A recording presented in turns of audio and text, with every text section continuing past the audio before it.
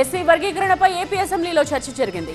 వర్గీకరణ విషయంలో ప్రభుత్వ వైఖరిని అధికార కూటమి స్పష్టం చేసింది. అయితే అసెంబ్లీ బయట కౌంటర్ ఇచ్చారు వైసీపీ నేత బొత్స సత్యనారాయణ. జిల్లా వారీగా కేటగరైజేషన్ తీసుకొస్తామని చాలా స్పష్టంగా హామీ ఇచ్చాం. మళ్ళీ హామీ ఇస్తున్నా.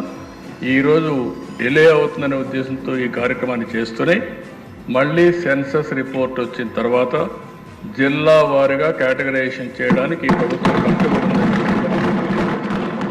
దానివల్ల రిలీజ్ కూడా వచ్చే అవకాశం వస్తుంది. అధ్యక్ష మందకృష్ణ గారు వర్గీకరణ ఉద్యమానికి ఆద్యుడు, వర్గీకరణ సాధన పోరాట సమితి యోధుడు అధ్యక్ష మందకృష్ణ గారు. నారా చంద్రబాబు గారు సైబరాబాద్ సృష్టికర్తే కాదు, వర్గీకరణ రూపకర్త కూడా. శ్రీ మోదీ గారు నయా భారత్ నిర్మాతే కాదు, వర్గీకరణ ఫలప్రదాత కూడా.